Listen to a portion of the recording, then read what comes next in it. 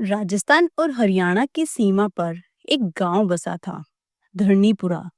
यह गांव बहुत बड़ा नहीं था, पर यहाँ के लोग मेहनती और बहुत सीधे साधे थे।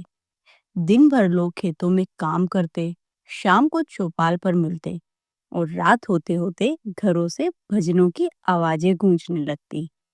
गांव के बीचों बीच एक पुराना मंदिर था, जिसमें खाटू श्याम बाबा की मूर्ति स्थापित थी। गांव के लोग उसे हमारा सहारा कहते थे। गांव के पास ही एक बहुत बड़ी नदी बहती थी। बरसात के दिनों में यह नदी अक्सर उफान पर आ जाती, पर लोग कहते, हमारे बाबा है ना, वो हमें बचा लेंगे। कई बार पानी गांव की तरफ बढ़ा, पर किसी न किसी चमत्कार से वो लौट गया। इसीलिए गांव वालों का विश्वास और गहरा हो गया। यह साल कुछ अलग था। आसमान दिन रात काले बादलों से ढका रहने लगा। बादल ऐसे गरजे मानो धरती को फाड़ देंगे। हवा की गड़गड़ाहट और बिजली की चमक से बच्चे डर जाते और माएं उन्हें गोद में उठाकर छिपा लेती। एक शाम गांव के मुखिया ने चौपाल पर सबको इकट्ठा किया और बोला, भाइयों, खबर है कि ऊपर पहाड़ों पर भयानक बारिश हो रही है। अगर नदी का पानी उफान मारता हुआ आया तो हमारा पूरा गांव डूब सकता है। इसीलिए हमें पहले से तैयार रहना होगा। गांव में जैसे खामोशी से छा गई। इसी गांव में एक बुजुर्ग इंसान रहता था, नंदराम। सफेद दाढ़ी, आंखों में चमक और दिल में श्याम बाबा के लिए एक अटूट विश्वास था। लोग कहते कि नंदराम की सुबह बाबा के नाम से शुरू होती है और रात भी भजन गाते गाते ही गुजरती है। उस दिन चौपाल पर जब सब बहुत डरे हुए थे, तो नंदराम ने शांत स्वर में कहा, भाइयों, चिंता मत करो। अगर हम सब मिलकर बाबा का स्मरण करेंगे तो एक बूंद पानी भी हमें छू नहीं पाएगी। कुछ लोग बोले कि नंदराम, तू तो बाबा का बहुत बड़ा भक्त है, बट ये बाढ़ भी कोई मजाक नहीं है। नंदराम धीरे से मुस्कुराया और बोला, बाढ़ बड़ी नहीं है, पर मेरा बाबा जो है वो उससे भी बहुत बड़ा है। अगले ही दिन गांव वालों ने देखा कि नदी का पानी तेजी से गांव की ओर बढ़ रहा था। लहरें ऐसे उठ रही थी मानो पहाड़ टूटकर गिर रहा हो। गांव की औरतें और बच्चे डर के मारे चिल्लाने लगे। कई परिवार अपने सामान को बांधकर ऊंचे घरों में चढ़ाई करने लगे। लेकिन गांव के मुखिया ने कहा कि सब लोग तैयार हो जाओ, शायद हमें गांव छोड़कर भागना पड़े। पर नंदराम खड़ा हुआ और बोला कि नहीं भाइयों, हम भागेंगे नहीं। यह गांव बाबा श्याम का है। बाबा हमें छोड़ेंगे नहीं। आज रात हम सबको मंदिर में इकट्ठा होकर कीर्तन करना होगा। बाबा खुद हमारी रक्षा करने आएंगे। गांव वालों ने एक दूसरे को देखा। डर तो था, पर नंदराम की आंखों में एक अजीब सी चमक दिख रही थी, विश्वास की। धीरे धीरे सब मान गए। जैसे ही रात हुई, बाहर का पानी शोर बढ़ता जा रहा था। नदी का पानी गांव की ओर रेंगने लगा, पर मंदिर में दीपक जल रहे थे, ढोल बज रहे थे और पूरा गांव मिलकर गा रहा था, श्याम तेरी याद निराली, तू हारे का है सहारा।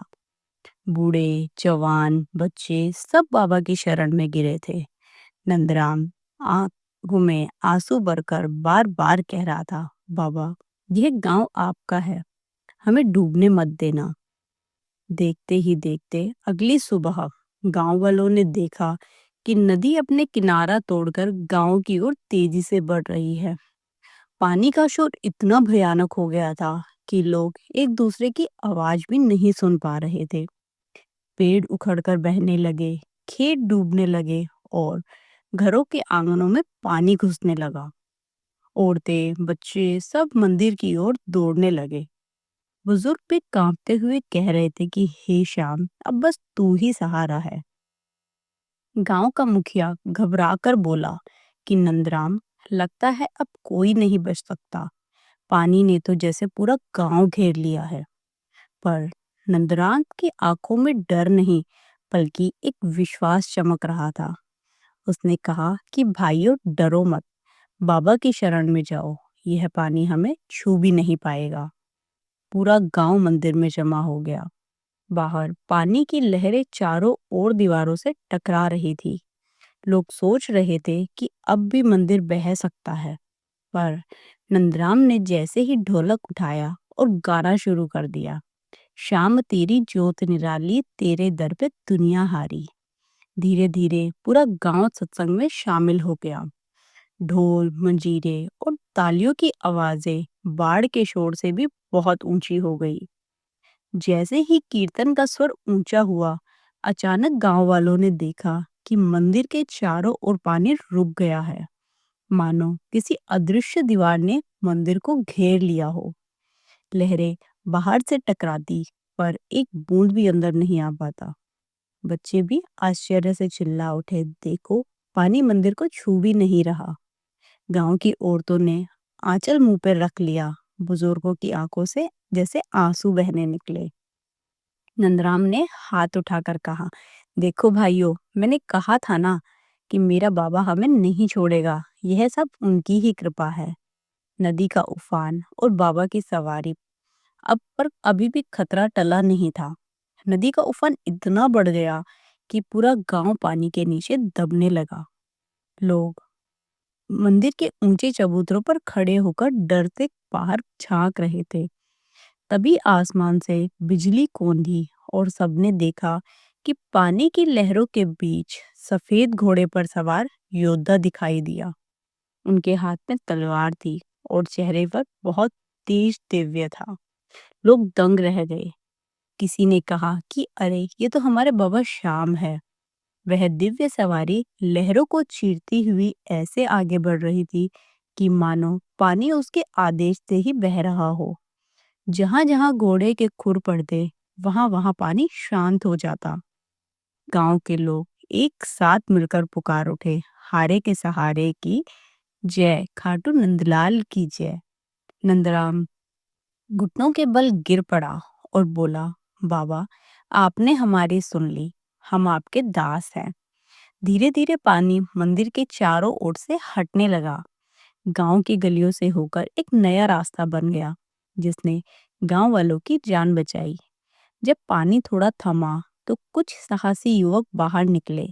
उन्होंने देखा कि नदी का सारा उफान गांव के चारों ओर घूम गया था, लेकिन मंदिर और गांव का पिछला हिस्सा बिल्कुल सुरक्षित था, जैसे किसी ने हाथ से गांव को ढककर बचा लिया हो। लोगों ने एक दूसरे को देखा और कहा, यह किसी इंसान का काम नहीं हो सकता, यह तो केवल बाबा श्याम की ही लीला है। अगली सुबह जब लोग उठे तो उन्होंने देखा कि पूरा गांव बिल्कुल सुरक्षित था और सभी ने मान लिया कि बाबा श्याम ने ही हमारे गांव को बचाया है। तब से वहाँ के सभी लोगों ने बाबा श्याम की भक्ति और ज़ोरों शोरों से शुरू कर दी। वो दिन में पूजा करते और शाम को बाबा के भजन गाते, तो सारा गांव बाबा की भक्ति में लीन हो गया। तो इसीलिए वो कहते हैं कि अगर कोई भी मुसीबत आए तो सबसे पहले भगवान को याद करना चाहिए, क्योंकि हमारे बाबा श्याम कभी किसी का साथ नहीं छोड़ते, हमेशा अपने भक्तों को ऐसी मुश्किल परेशानियों से बाहर निकालते हैं। तो सभी मिलकर बोलिए, हारे के सहारे की